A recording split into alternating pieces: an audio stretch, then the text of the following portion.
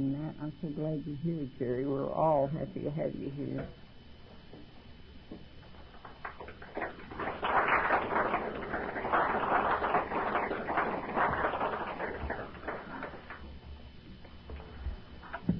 Hi, I'm Jerry Jones, and I'm an alcoholic. I've been sober in the program of Alcoholics Anonymous since January the 1st of 1973, for which I'm very grateful, and for which I claim little credit. The only thing I've done is made a real good effort at working the steps of Alcoholics Anonymous, and the result has followed from that effort. I want to thank Mary Helen for the introduction. Looking over this audience tonight, I feel like an old man. I see one gray hair out there. That's nice. Old people, have problems too. You all don't know that yet. I'm reminded of the priest who was visiting the two elderly Al-Anons. A couple of ladies that lived together, and they were just so glad to see him when he came in, and they had him sit down and said, "Would you like some cake and coffee?" And he said, "Well, that'd be nice." And so they went out to the kitchen. Both of them hurried out to the kitchen to get him the cake and cookies, and he looked down and there was a bowl of peanuts there. And he just started grazing on the peanuts, and like we do, he ate all the damn peanuts before they came back, and he was a little embarrassed by that, and he kind of pushed the bowl back under the edge of the table there so nobody would notice it. But they spotted it just when they came back. One of them said, "Oh, how nice you found the peanuts." And he said, "Yes," he said, "I'm really kind of embarrassed. I didn't intend to eat them all."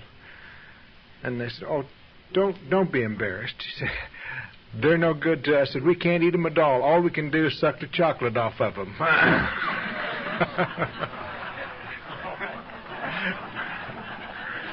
Different ages, have different kind of problems. And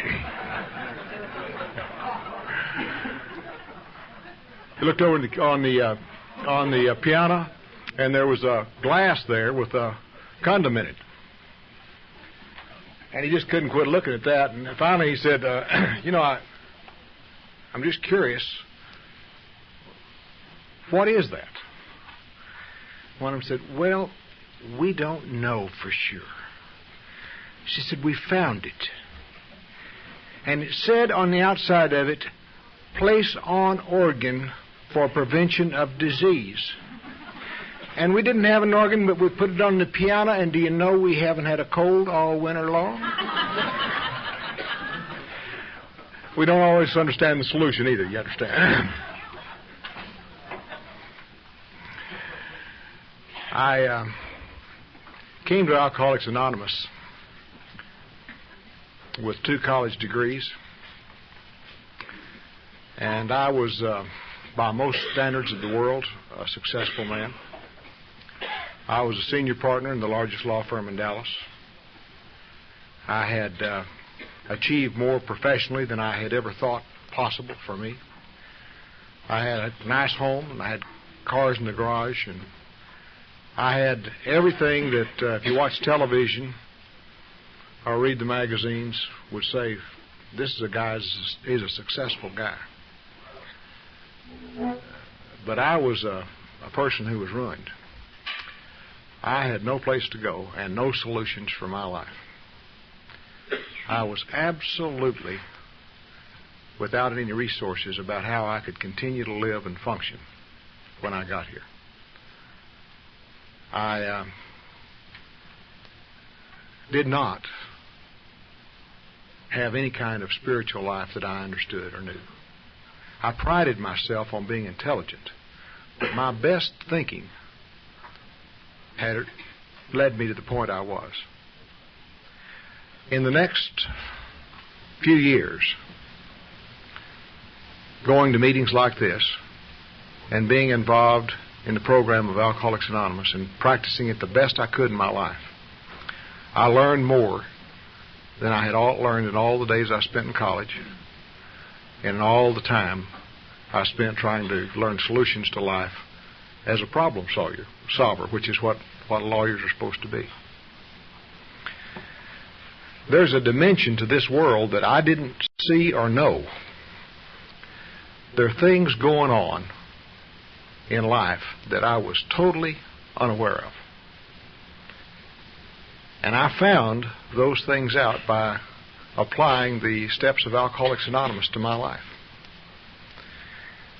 When I first came here, they told me this was a spiritual program. Now, I want to tell you what, I was not a spiritual being when I got here, I didn't think. I was sort of a hopeful agnostic. I hadn't found anything that worked for me in any form or fashion, ever. And I'd tried a lot of things. I'd really been trying to give it a pretty good effort. But nothing had ever worked for me. I was kind of a spiritual mongrel. I went from church to church and from book to book and from minister to minister, always trying to find something that would fit for me, and always having the same cynical, critical attitude, and always, whoever it was selling it or whatever they were selling, always flunked. And I kept plodding along. And when I got here and they told me this was a spiritual program, I can't tell you how disappointed I was. Because that wasn't going to work for me. But after I've been here for a while, I came to understand that what we're talking about in the area of spiritual here is not religious. It is that part of life which is real but unseen. Real but unseen. There's a lot of things that are real but unseen. For example, you can't see love, can you? Most of us have experienced love in one form or another in our life. So it's a real thing. All of our feelings are real. We have to claim them. They're ours. They're facts in our life. There are a lot of things. Truth is real, but you can't see it. And what they're talking about in our book is, in the area of spiritualism, is a spiritual life, is a spiritual experience is defined. Over in Appendix 2, they just define what a spiritual experience is. A spiritual awakening. It is a change in our personality sufficient to allow us to live comfortably and happily without alcohol or drugs. But that kind of change is not easy to do. It's not a decision. Did you ever make a decision how you were not going to be a certain way? I've decided a lot of time. I've told some girls that I'm changing my life. I ain't ever going to be that way again. Only to find I was that way again right away, you know. It's not a decision. I've made a lot of decisions about my life. I've made decisions about emotions. I ain't ever going to be angry again. Only to get angry again. So it's more than just a decision that's involved here. These steps are deceptively simple things. You read them on the wall and they don't look like much. But when you apply them in your life, they bring about a prescribed result. They tell you what to do and they tell you what's going to happen when you do it. The book and the program doesn't care whether you believe it'll work or not. Really don't give a damn whether you believe it works or not. If you will just take the action. Take good faith, good spirit, just take the action that the book tells us to take, and the result will follow. And you will have the promises that are talked about in the book of Alcoholics Anonymous. It worked that way for me. I don't have them all the time. Life's always changing on me, but I have them a lot of the time. I think it's absolutely essential that you understand when you come here that nobody's going to fix you here. I came here to get fixed. I couldn't fix myself, and I knew something was wrong, and so I wanted you to fix me. I really wanted a shot of some kind, or a pill, or something, by God, that you could do to me. What were you going to do to me that brought about the result I needed? And you told me right away, you ain't going to do a damn thing to me. What you're going to do is show me what you did, and if I want to follow it, if I want to do it, then I'm in good stead. I'm in a good place. You see, the greatest thing about Alcoholics Anonymous is the principle of experience. When they wrote the book, Alcoholics Anonymous, it was not a theory. It represented the experience the founders of Alcoholics Anonymous had for a period of 4 years. Something that they had been able to accomplish that never, over any period of time, had anybody been able to do, which was to help alcoholics learn to live without alcohol. So they got into this thing, and after they'd been doing it a while, they said, you know, we ought to write this down. We've learned some things from our experience. And experience is a really important thing. When I was a kid, I was raised out in West Texas on a farm out there near a little town called Bovina, Texas. My dad was a farmer, and we went to town once a week. And I'd see the town kids. And the town kids, I noticed one time, were riding bicycles. And I decided, hell, I'd like to have a bicycle. Now, I never had ridden a bicycle, but it just looked to me like it was fun.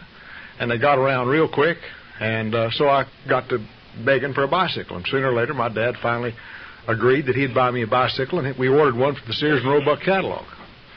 And it came in a crate in the mail, and we put it together and pumped up the tires, and Dad set it up and said, there it is. He had finished his job with the bicycle project, and he'd bought it and set it up, and it was mine to do with. And I didn't think there was any problem with that. I got on it to ride it. Never occurred to me that there was anything to learn about riding a bicycle. I saw it, nobody else ever seemed to be having any trouble riding them, and I just thought I'd just get on it and ride it. And I fell right over and busted my can. And I got up and I tried it again, and same result. And I went in the house and told my mother, I can't ride that bicycle. And she said, well, let me help you. So she went out there, and she'd hold it up and trot alongside of me and turn me loose, and I'd fall over and bust my can again. Now, there were a lot of stickers out there on the ground in West Texas, and I'd had about all that bike riding I wanted pretty quick, you know. In a couple of days of dismal success, I mean, I was having no luck at all with this thing. I discovered a great truth. I had been sold a defective bicycle. Well, I had. There wasn't a damn soul in the world that could ride that bicycle. I had a bicycle that couldn't be ridden. And I told my mother that. I said, you know, ain't nobody can ride that bicycle. I'm not getting on that thing anymore. And she said, Jerry Jones, she said, you amaze me. She said, I have never ridden a bicycle over maybe once or twice in my entire life, but I could ride that bicycle. And I said, you could not. And she was a spunky little Irishman, and she went in the house and put on some slacks and came back out there and swung up on that bicycle and fell over and busted her can. I knew she was going to do it. I was even kind of glad she did it because I tried to warn her. She got right up and she got on it again. The next time, she just kind of wobbled off for maybe as far as from here to that door. Not very far. Not very pretty. But she rode the bicycle. An hour later, she just laid it on the ground and walked off, and an hour later, I was riding the bicycle. What man has done, man can do. What has been done before you can be done by you. Never been anybody that came to Alcoholics Anonymous that didn't have the opportunity to make this program work. If they have certain things, you got to have honesty. You don't have to have it all at once because we don't have much when we get here. But you got to be willing to become honest over some period of time with yourself, inside yourself, and with other people. You got to be willing. That means you got to go for it. You got to decide one time, I'm going for this damn thing. No holds barred. Win, lose, or draw, I'm going to try this thing. And you got to be open-minded. And that's kind of a tough one there. Because, you see, I was smarter than hell about most things. And I knew a lot. And when you started trying to tell me things about how I ought to do in life, I just didn't agree with you at all. But, you see, the fact is that you're not ever going to get well on your own terms. You're going to have to get well on somebody else's terms because, what? Our way didn't work. Our way did not work. We suffer from a disease. We know that's true today because the American Medical Association has told us it's so. They didn't learn that easily. When the book of Alcoholics Anonymous first came out, the Journal of the American Medical Association did a little review on it. Let me read you what they said about that. They said, this book is a curious combination of organized propaganda and religious exhortation. The one valid thing in the book is the recognition of the seriousness of addiction to alcohol. Other than this, the book has no scientific merit or interest. Now, in 1950, they came around and recognized that we had a disease, just like the little doctor in the front of our book said we did. He said we had a twofold disease or illness that was made up one part physical, which is an unusual reaction to alcohol. Now, I expect there are some people here tonight who got into some of those high-octane cigarettes and some of those pills that make you take off and go places even when you're here, and drank a little on top of it, and I expect some of you don't have a goose's idea of what you're really addicted to, except maybe all of it. And that's just fine, because for our purposes, that works just as well.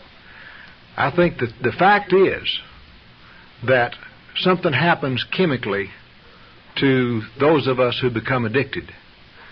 And chemically what happens is there's some sort of reaction in our bodies that tells our brain, let's have another one of those.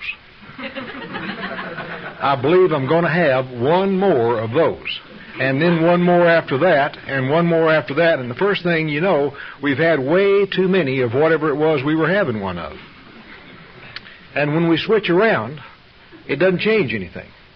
We just pick up another one that it'll take one of those if that didn't work. And the first thing you know, we're back on one of the other of those. And the one we're talking about here is the one that the book was written about, which is alcohol. And alcohol, for sure, did that to me. The other side of the disease is a thing called an obsession. An obsession is a big thought. It's so big it drives all the other thoughts out of your mind. And it's like the obsession I had was a drink will make it better. What is it? Anything. Anything. A drink would make this better. A wake, a wedding, a fancy ball, good day, bad day, whatever the hell it was, a drink would make this better. And finally it got to where whatever I was doing was all planned around the drink. Let's have a few drinks and go to church. That seemed like a good idea to me, or let's go to church and then come back and have a few drinks. It doesn't matter. But somewhere there was going to be some boozing involved in this deal somewhere if I was going to play. I could find lots of reasons not to go to places where there wasn't going to be anything to drink. So whatever I did, I had that obsession. Now, I'm going to always have that obsession. Somewhere way down deep, in a way that'll never get any better, I'm going to be always physically addicted to alcohol and have always somewhere stored in my mind that a drink would make it better. On that farm that I was telling you about out there in West Texas, I had a dog. My dog's name was Patches. Patches was mostly an English bulldog. And I had a little event one time with Patches that tells the best story of alcoholism that I know. Patches was a hell of a dog. I mean, he pleased everybody. Everybody liked Patches. He was brave. He was a fighter. A week before this story I'm about to tell you, he went up in the field and got in a fight with a boar badger. He weighed about a pound more than the bulldog. We know that because after a couple hours fighting, the bulldog finally killed him. Now, to give you a little insight in his personality, every day for a week after that, he went up there in the field and picked up that dead carcass and shook hell out of it just to let him know that he was still around and still the boss. Now, in the morning I'm talking about, he didn't have any problems. He was a hero. He'd whipped the badger. Everybody loved him. He was well fed. He had no competition of any kind on the farm. He had no problems. And a neighbor's boar hog got out. Now, a boar hog is a little bit bigger than a boar badger. This one weighed about 600 pounds and had long yellow tusk and was just a mean son of a bitch. And he came in our barnyard, and Patches got up from wherever he had no problems and went out there, and he made a decision to get hold of the hog. Now, when a bulldog makes that kind of decision, it's not a casual decision. I mean, it's serious business. And he went out there and he got hold of the hog, and right away, a problem was created at our farm. The hog was squealing. The dog was barking. My dad heard that. He got out there and he was cussing and kicking hogs and dogs. I saw what was happening to my dog, so I got out there. And I'm out there trying to get Dad to quit kicking my dog and the hog to leave him alone, and I'm out there in the middle of that. My mother sees me out there and knows her kid's going to get killed. So she gets out there, and everybody's in the middle of this damn brouhaha that's going on at the barnyard. And we all know the solution to the problem. Patches, turn loose the damned hog. Turn loose the hog. Well, he didn't turn loose, but he came loose after a while. And he got cut up. He got his throat cut. And he was bleeding real good. And we were able to catch him and hold him and pet him and slow him down and stop him and get him quiet, and bandage him up a little bit and put some medicine on him. Turn him loose. He went right back and got hold of that damn hog again, right away. Same deal. Barking and squealing and cussing and kicking and crying and everybody wringing their hands and everybody knowing the solution to that problem. Hog knew the solution. We knew the solution was Patches, turn loose the damned hog. Well, we got him off one more time, and we recognized this time that Patches is not himself. Patches' intellect is being suppressed, and his emotions are just running wild. He's not operating with a full deck, is another way to put that. And so we decided what we'll do is this time what we'll do is we'll commit Patches. He obviously can't control himself, so what we're going to do is we just tie him to the water hydrant for a while and run off the hog. Take the temptation out of his life. Let him sit there and think about his life. Ask himself some questions like, did you ever have any fun at all while you were a hold of a hog? Does anybody in your immediate family like or appreciate your interest in getting hold of hogs? And the answer is no. Did you ever get hurt with a hog? Every time you played with one, got hurt. You know, you just know he's going to think about that. And we gave him a couple of hours. And he got quiet. And he got that kind of silly grin that dogs get when they got their tongue hanging out, you know, and his little old stub of a tail was just beginning to work a little bit, you know. And I was watching him all the time. I was petting him and loving him and, you know, giving him unconditional love. And we turned him loose because he's obviously fixed. He had to go 2 miles to find the hog the next time, but he went back and got that damn hog one more time. Now, you see, everybody that's ever had anything to do with alcoholism can identify with one or more of the players in that deal. I knew who I was when I first thought of that story or remembered it. I was a Hoganon. Because we had the first Hoganon chapter out there in West Texas, I guess, trying to protect Patches from the hog and from himself. And then I became Patches, you know, because I got hold of something and everybody told me, Jerry, if you just turn that loose, if you just stop using that stuff, if you would drink a little different, you'd be a better husband, a better lawyer, a better man, a better employee, a better this, that, or the other. Everything would be better if you did that. And I thought that was, when I came to Alcoholics Anonymous, I thought that's why I'm coming here. I'm coming here so I can stop drinking, and the rest of my life is going to be all right because I'm this successful guy, you know. But you see, getting hold of the hog wasn't Patch's real problem. That was just the way that it manifested itself. Oh, sure, he was in trouble when he was hold of the hog. But the real problem he had was what sent him out to get hold of the hog in the first place. And what sent him back again and again against undeniable facts that I'm going to get hurt if I get hold of that hog again. Now, it turned out not to be hogs at all, because Patches caught a cattle trunk about a month after that, and he just caught one of those, and it was all over. But there's something in us that sends us back again and again and again, and that's what we're working on. And what we have to do in Alcoholics Anonymous is to recognize that our book doesn't tell us how to stop drinking or using or anything else. It tells us, it assumes we're going to do that. It assumes that we're willing to give it up. And what it tells us is how we go about staying sober, living without anything to chemically alter reality. Do you know that's what I was doing? I liked the effect of alcohol. I just loved it. I didn't like the taste of alcohol when I started drinking it. And I didn't like the hangovers I had. And I didn't like or appreciate a lot of the trouble it got me into. But I liked drunkenness. I started drinking when I was in college. They pledged me to a fraternity, and I tell you what, I didn't know what I had been missing. I liked the way they drank. I liked where they drank. I liked who they drank with. I could get just plumb excited on Monday of a week knowing I was going to get drunk on Friday night. It was just all week long I'd look forward to thinking about, God, we're going to get drunk Friday night. Ain't no telling in the world when we'll get home or what we will have done when we get there. I just thought that was marvelous. See, I was raised with some kind of peculiar ideas about myself. I put a lot of pressure on myself. I was always trying to be what you wanted me to be. But inside, I could never quite measure up to what I thought your expectations were of me. I wanted to be a man. But to me, being a man was kind of a twisted deal. You couldn't have any emotions when you were a man. You couldn't have any feelings. You could not feel fear. There were just a lot of things you couldn't do. You couldn't cry. And there were times when I cried, and there were times when I feared. And I just had to learn to live in ways in spite of that.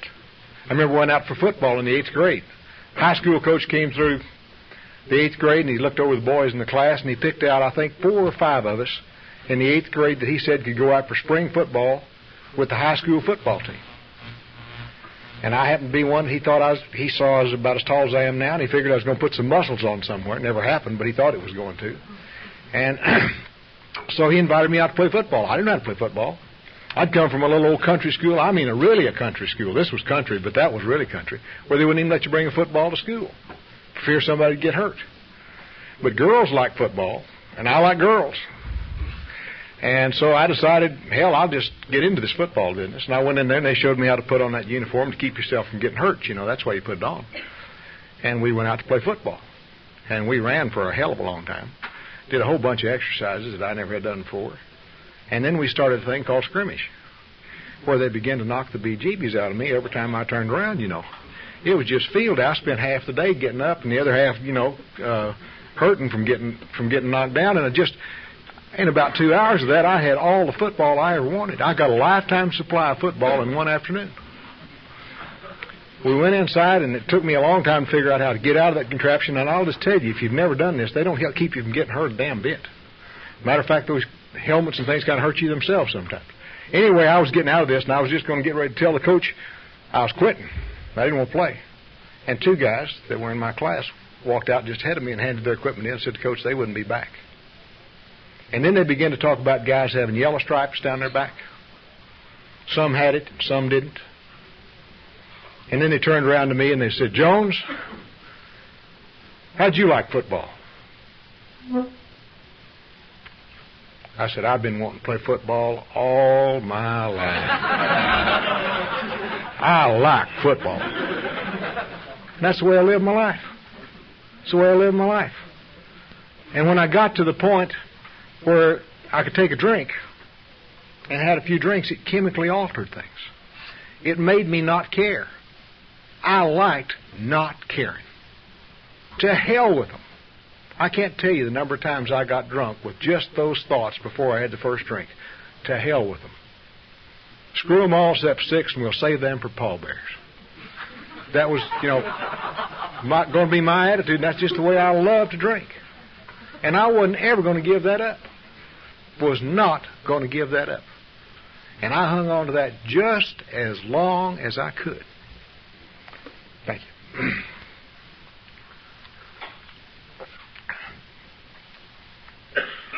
I hung on to it through a lot of success, like I said. I hung on to it through a lot of my life until I reached the point where my wife went to Al-Anon one time. And I was, by that time, this senior partner in this law time. Thought a lot of myself. I was real proud of myself. Thought I was a big timer. And it's all I had. Sat with me and talked to me 10 minutes, and I would tell you how many cars I had, how much money I had in the bank, what kind of position I had. That's all I had, you see. I was always trying to keep the front up so you wouldn't really find out who I was on the inside. And I didn't even like doing that. And so mostly I just stayed away from people. And I drank a lot. And my wife went to Al-Anon and damn near ruined me right there when I found out about it. I'm telling you, scared the hell out of me because, I knew what was going to happen when my partners found out that my wife was in Al-Anon. Well, you don't understand. We'd already had some conversations about some of my other partners who were drunks, they called them. And I knew what they were talking about doing to them. They're going to get rid of them just as quick as they could. That's what they were going to do. And they were even more powerful people than I was. So I knew what they were going to do when they found out about me. And my wife, the first thing she ever told me about Al-Anon was that anybody can go.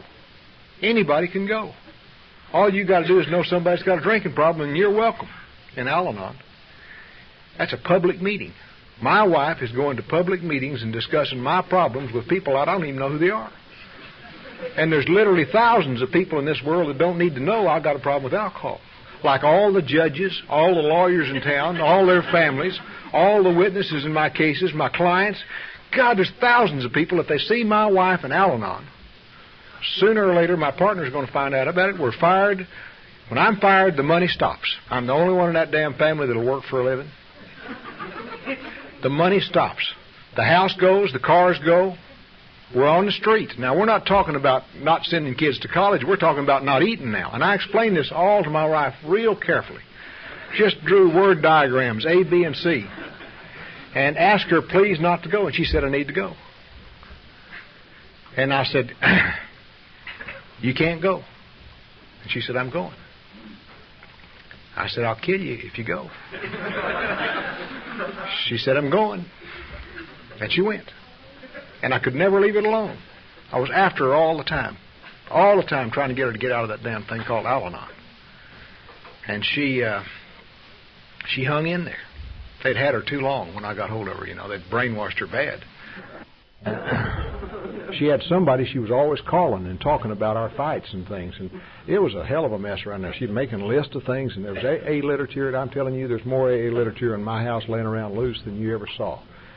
And I couldn't leave it alone. I just couldn't leave her alone.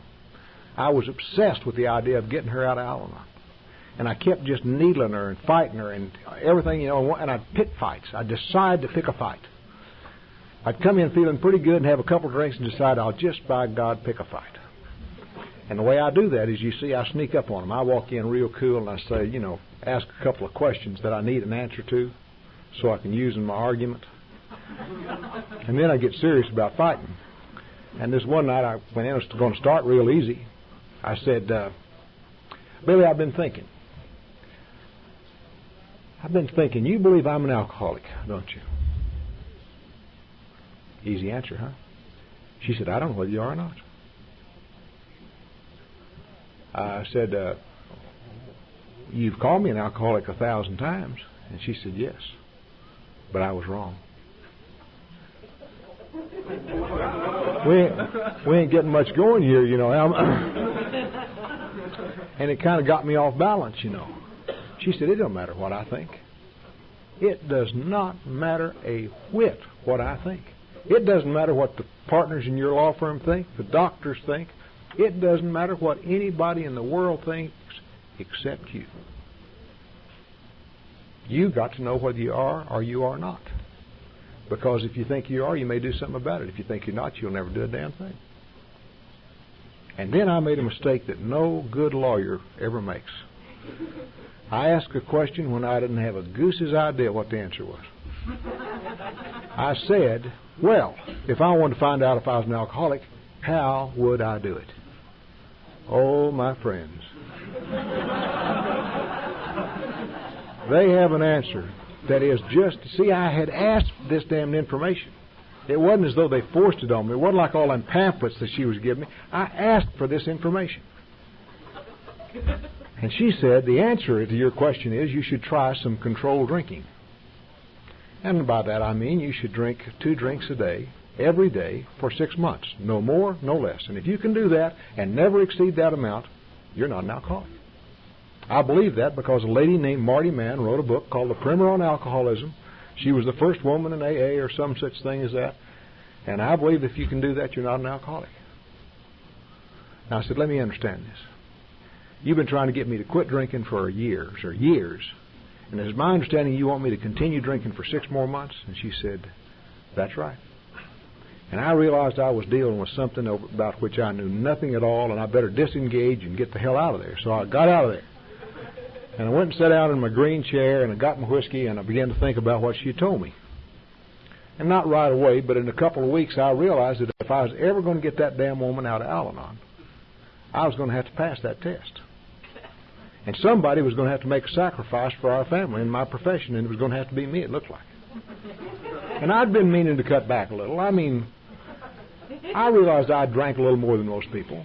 Most days I drank, I had a couple of drinks at lunch some days, and then when I got home, I got serious about it. I drank about half a fifth of Beefeater's gin before dinner. And then I had something to eat, and then I drank another half of a fifth or half a quart of brandy after dinner. And I didn't know anybody in the world that drank that way. I had lots of blackouts. I thought everybody drank like I did. But I thought I was drinking the amount I wanted to drink. If you'd asked me, why do you drink that way? And I'd say, because that's just the kind of guy I am.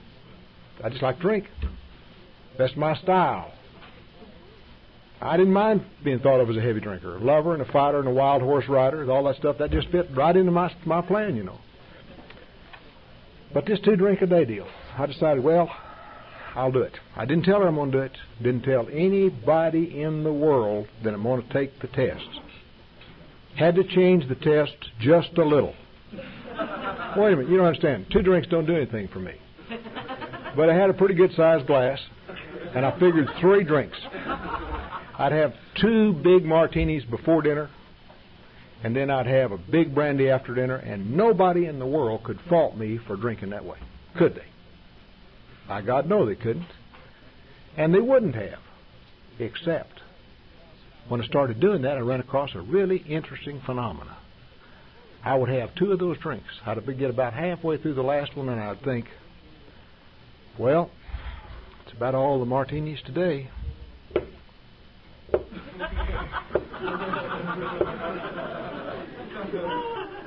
And then it would happen. A stray thought would come in from way out in left field, and it'd say something like, what are you doing? What are you doing?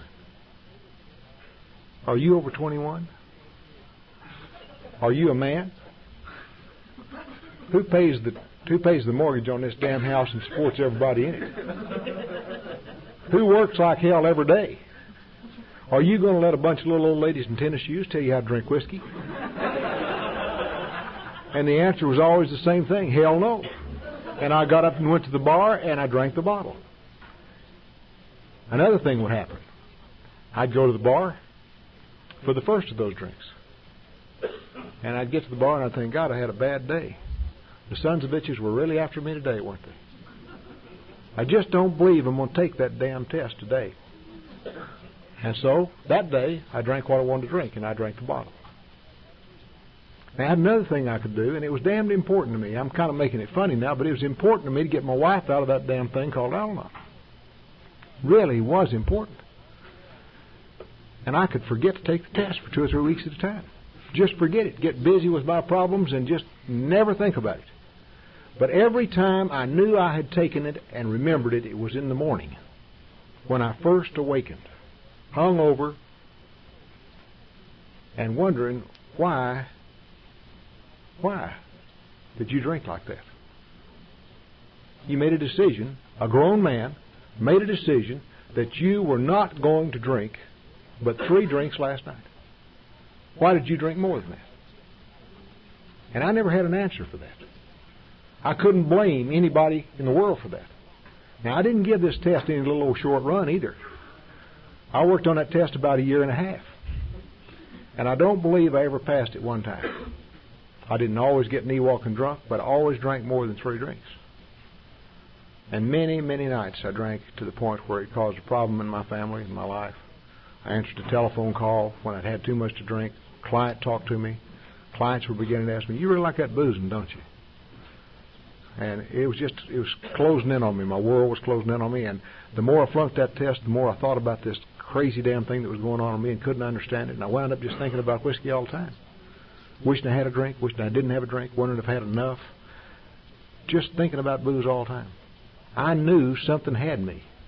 At the end of that 1.5 years, whatever it was clear that I wasn't in control of alcohol. I couldn't take a drink and quit. Now, that wasn't alone enough to make me do anything about it, I guess.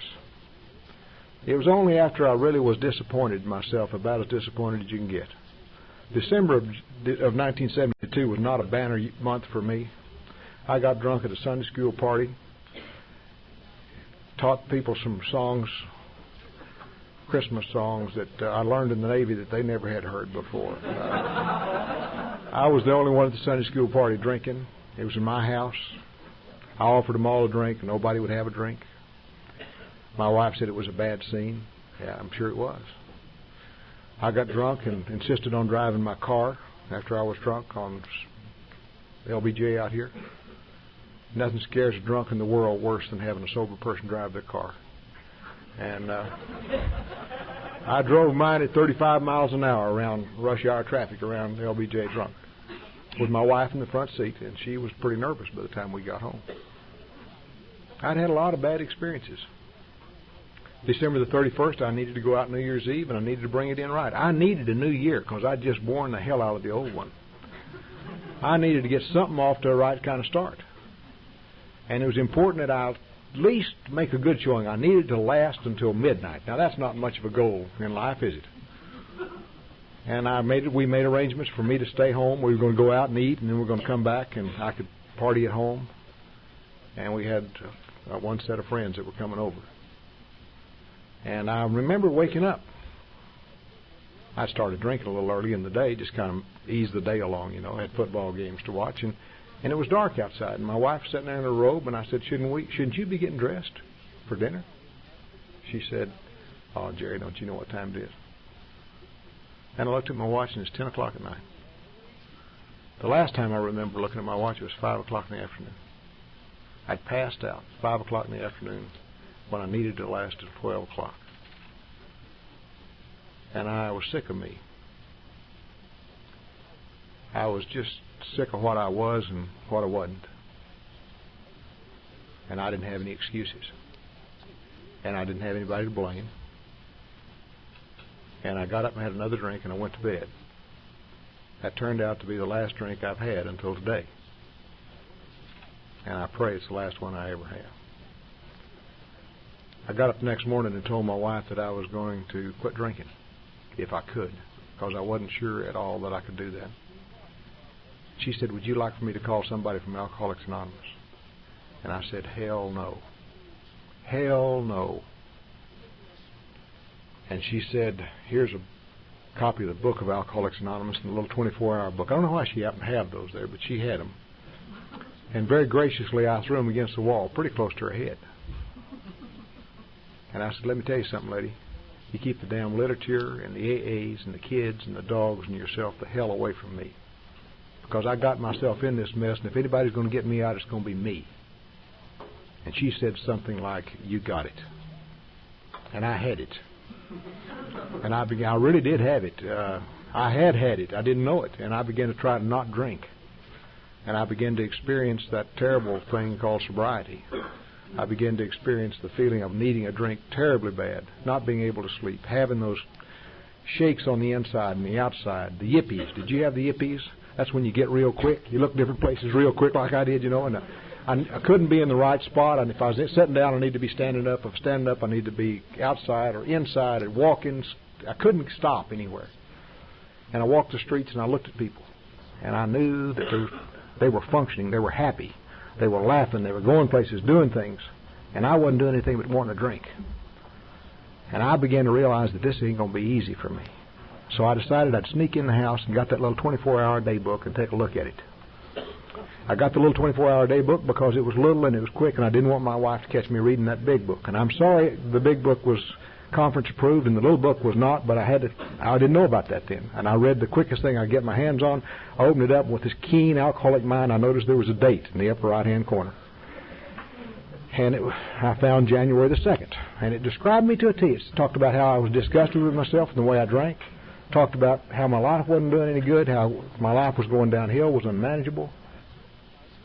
And then it said, this year, we're going to give our drinking problem to God. I cannot tell you how disappointed I was in that statement. How in the hell are you going to give something to somebody when you can't find them? I've been looking for him forever. Here I am with an industrial grade property and problem, and they're giving me Sunday school crap. And I wouldn't have done anything about that if I had had anything else to do. I tossed that little old book out there in the middle of the table, and I leaned back in my chair. And I said something that you've heard many times. I said, God, if you're here, I'm going to give you this drinking problem. And if you take it, I may do some more business with you. It turned out to be as good a prayer as I've ever said. Because the next day I needed some help. I knew I needed some help. You just know it. I knew I wasn't going to be able to stay sober by myself without it. And I needed some help with skin arthritis, some people. And I called Alcoholics Anonymous. And I began to do this program, not too willingly in the beginning, but regularly at least. And it led me into the process of recognizing my powerlessness over alcohol. I had a problem. The ball's always in your court in Alcoholics Anonymous. Do you ever notice that? We never get around to straighten out the sons of bitches. It's always in my court. They're always talking about me. I waited for them to tell them, let them give me a chance to have one night when we were going to discuss my wife or something. And every time I start talking about them, they said, we're just going to solve the problem of people that are in the room here. Your wife ain't here, we're going to talk about you. So I had to start talking about me and looking at me. And yeah, I was powerless over alcohol. And yeah, I had some problems. And yeah, I didn't like you in the beginning. I didn't like anything about you. I didn't like the way you hugged each other and patted each other. You weren't hugging me, by God. I stayed away from you. Drank coffee at all hours of the day and night. I wasn't sleeping any. Why in the hell would I want to drink coffee? You know, I wanted to go to sleep. And I had the yippee still, and I did, you know, and they did goofy things. People stand up there and talk about the damnedest things I ever heard in my life. Some guy tell the worst things he ever did in his life. Had 42 convulsions, in jail 200 times, divorced 18 times, left women and kids all over the world, and they're laughing like hell, you know, while all this is going on. And I got to thinking, hell, I did a couple of things that are kind of cute. Maybe I ought to tell them. I'm competitive if I'm nothing else. So I picked my time, and I told them one of my things, you know. And they laughed like hell, and they put their arms around me, and they said, look at this. Look at this. Jerry is becoming himself. He's becoming himself. That's all you're ever going to be. That's all you're ever going to be. That's all you can be, is who you are. Today, right now, where you are is all you can be. You have to start here. You have to start now. And you have to start being you. And you're better than you ever thought you were. And you can't be so screwed up. You can't do anything to yourself that you screw yourself up forever. There's a part of you that can't be messed up. And that's the part you're going to find in Alcoholics Anonymous. And that's where we start. That's what we're looking for. Be yourself. Act inside your own values. Do what you know is right. And be true to that. And be yourself. And it begins to get some better. It took the pressure off of me. I got to where I could say my name that I was an alcoholic without it sticking in my throat. I even got to where I could listen in discussion meetings before they called on me. When I first started, I had to spend all my time thinking what I was going to say, and I never heard a damn word until after I'd got to talk. And then, after I'd made a big impression on everybody, I could listen to some of the other folks. And I got a damn sponsor. And he began to meddle around in my life and tell me other things I had to do. But more importantly than anything else, I came to believe, which was the second step. I came to believe there's something working here. Have you seen it? Have you seen it working here? Look at it. Look at the people and listen to them. You see, people now here are not talking about the kind of things they talk about in the clubs. They're talking about real things. They talk about the way they feel. They talk about caring for you. They're interested in you. They want you to call them. They ask you how you are, and they really want to know, how are you? How do you feel? How do you feel? Hell, I didn't know how I felt. I know I had feelings. If I wasn't sick at my stomach, I said I felt fine. Because I didn't know about anything else. But you kept prying and probing and working on those things. And I began to watch people in this program who were the real thing. They talked. They didn't purport to be a damn thing that they were not. And they walked the walk. They did the kind of things they were telling me to do. And I could tell from listening to them that they were the real commodity. And I decided that I'd go for this thing. I knew in the second step we were talking about God. I really did know that. I'll never forget the night I sat down to read the chapter to the agnostics for the first time. I started off thinking, well, I won't believe this. And I started reading it, and I read a couple of pages, and I thought, well, you know, they haven't said anything that's too off the wall yet. They haven't talked about anybody walking on water or anything like that I have a little trouble with. I'll read another page or two, and then I began to read a little more, and I got just absolutely excited.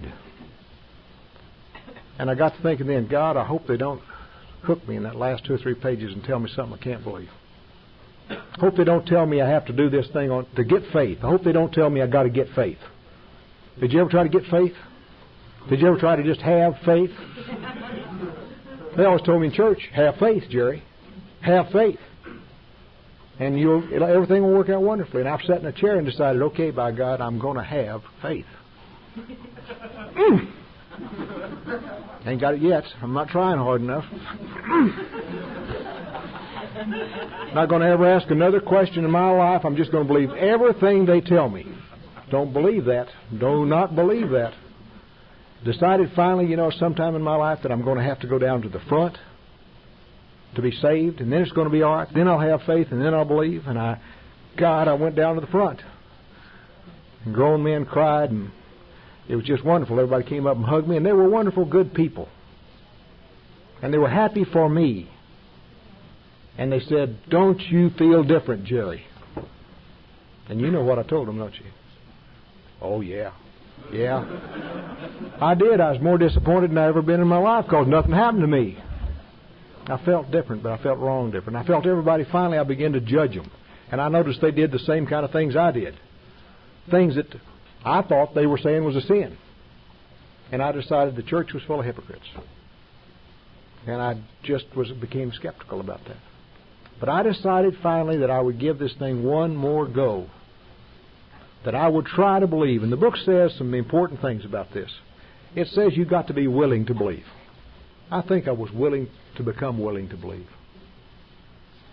Then it says you start with what you do believe in. Hey, that's something new, isn't it? I don't have to believe anything. I remember asking them, what do I have to believe in Alcoholics Anonymous? Virgin birth? Walking on water? What I got to believe? Tell me what I got to believe. Let's get this over with to see whether I can do this thing or not. And they said, believe anything you want to. I remember one damn fool told me, he said, you can believe your higher power is the Coke machine if you want to. I said, what the hell are you talking about? He said, well, you put in money at the top and Coke comes out the bottom. It's kind of a miracle, ain't it? He told me he didn't think that would satisfy me very long, but I could start there. And you start with what you can believe. They even sent me out to make a list of the things I believed in and a list that I did not believe in. And when I came back with my little short list of what I could believe in and my real long list of things I didn't believe in, they said, keep the little short list and throw the real long list away. Because what you don't believe has always kept you from acting on your beliefs. You've been stuck in no man's land where you could neither believe nor disbelieve. And when I read the chapter to the agnostic, those were things, I could believe some of that. And they told me to begin to build on that. To begin to look at my life. Begin to take the steps of Alcoholics Anonymous in my life and apply them as best I could to the everyday things that happened to me. And that if I did these things, at the end of that deal, I would have a spiritual awakening. A spiritual experience. And I would believe in this power based on not what you told me or they told me, but my own experience. It's worked that way for me. I've had some interesting things happen to me in Alcoholics Anonymous. One place in the book there, it talks about a man having a great thought. He was an atheist. And it had kept him from doing any good with this program. And it says one night he was laying in his bed and he was despairing of the fact that he couldn't believe. And the thought came to him, who are you to question God? He said, it's a great thought. I had a great thought. I decided I'd get religion. I'd go looking for God. I'd hunt him down. And I found out tonight he wasn't lost. I'd listened to the tape of Chuck Chamberlain and said, you know why it's hard to find God? He ain't lost. He's here all the time. You're lost. And anyway, I was looking, and I went out to East Texas, and I went to this little retreat given by a guy named, I can't remember his name right now. And he'd written a book called The Beginners that I liked very much. Talked about always being a beginner, being willing and open-minded and willing to learn. And I went out there with my wife, and there weren't but about 20 people, I guess. There may be 10 couples. None of them in AA except me. And I was kind of uncomfortable. And I was sitting there in this little room the first night, and he walked in. He said, okay, let's get this thing started off right. He said, let's everybody go around the room and tell what God's doing in your life today. Well, let me tell you, there's a couple things in life that I really didn't like at all, and one of them was testimonials. I can't sit still for testimonials. People standing up talking about what God's doing in their life just drove me crazy. Praying was another thing I couldn't. If they asked me to pray, I didn't. I was uncomfortable about praying. Just some of those things that bothered me. And this was one that did, and I needed to leave the room, and I was all the way across the room from the damn door. It was going to be obvious if I got up and walked out. I'd told my wife I was going to go out there and listen to this guy. So I decided, well, I'll sit here, and somebody will say, I pass. I don't want to do this. Or, no, thank you. I don't believe to share. Or something. And the problem was they all began to do it. Every damn one of them. And, you know, if you ever talked to any of these civilians, you don't really realize what wimpy little old problems they got. I got to sit and listen to them going around, and you never heard anything like it. One of them couldn't raise their kids without God. Another one couldn't drive Central Expressway every day without God. Another one couldn't run his business without God. I've been doing all them things all the time without God. You know, that ain't no big deal. And I got thinking, you know, here I've been sober, though, for 4 or 5 months. I haven't had a drink of whiskey for 4 or 5 months because I said that little old prayer on January the 2nd. I've been going to them damn meetings with those people and not drinking. You know, giving up every damn thing that's worthwhile in my life. But I haven't done it. And I guess it's because that power's working. And if I told those Baptists they had a real alcoholic right in their very midst who hadn't had a drink for that period of time, they would be impressed. Blow the socks off the Baptists is what I do. If I told them that. I really ought to tell them. I'll probably never see another one of them again as long as I live. I might just well tell them. So I decided I'll tell them. When it comes my time, by God, I'll just really give them something to think about. I'll tell them. And then I don't remember what anybody said for a while because I was rehearsing my speech. I didn't hear them talk for a while. But there was a big old boy and his wife sitting right next to me, and then my wife was over here. And he came to him, and he got up, and he did the worst thing you ever saw in your life. He got up and began to bubble around and cry. Couldn't talk. And that got my attention. I felt so sorry for his wife, I couldn't understand it, you know. Pretty thing, married to a big old bubbling, wimpy guy like that. And then she got up. And she was a pretty thing. She had pretty calm eyes. She had a little smile on her face. It was just kind of easy. And she stood there relaxed and comfortable. And she said something like, I don't know what I'd do without this power. I just don't know what I'd do without this power. She said, I got 2 little kids. They're ages 2 and 3. And it's so nice to know that they can have the power too, even if I'm not here to teach them about it.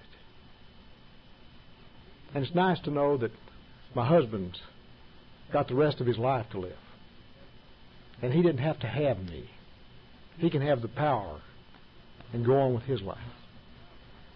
And he's got a good policy of insurance so that he won't be crippled financially by my last illness. And I recognized that I was listening to a young woman talk about dying. Not a long time off. She was supposed to die in a couple of months. She had cancer. An incurable disease. I had an incurable disease. Mine was called alcoholism. Hers was called cancer. And I got a great thought. And it was, ain't you got it tough, cowboy? Ain't you got it tough? You've been sitting around here feeling sorry for yourself, feeling like some kind of a hero because you quit drinking whiskey, something you should have done a long time ago. All you've got to do the rest of your life is do what you've been doing, which is go to those AA meetings, which are kind of getting interesting now. Meet those people that you don't mind hugging anymore. And you can go anywhere and do anything in your life that you ever could do. If that young woman had your opportunity for the rest of life, and the doctor said, I'm going to give you this solution that Jerry's got here, but I'm going to have to take off both your legs too. She said, I take it just like that. That's the last day I've ever felt sorry for myself for being an alcoholic. And I'm not sorry for you either. We ain't got it tough. We ain't got it tough. We are forced by the same power we seek into failure. A failure in life. But in every failure there is the seed of success. We just have to find it. And we have, when we find it, we have to plant it and nurture it and let it grow.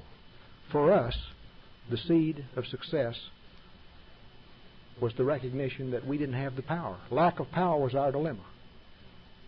The place that we plant that seed is in Alcoholics Anonymous. That's where it grows. And that's where we learn what it's all about. We begin to find out what's really going on in life here. We begin to find out what's really wrong with us. And we can have a life that is unparalleled. How many people have you heard speak from this podium who told you that the life they have today is better than any they ever had before, irrespective of what their money situation was or whatever it happens to be? Life can be lived one day at a time, happily, if you put these principles to work in your life. It takes a lot of work, it takes a lot of effort, and it takes persistent, slight progress to keep the thing moving. But we've got the best deal in the world. We've got an absolute solution for life no matter what comes our way, and we can be happy and free if we apply ourselves to this program. We ain't got it so tough.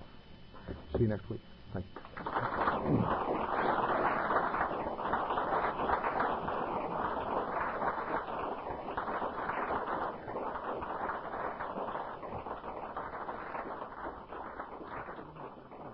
Just wonderful, wonderful, Terry. Thank you so much.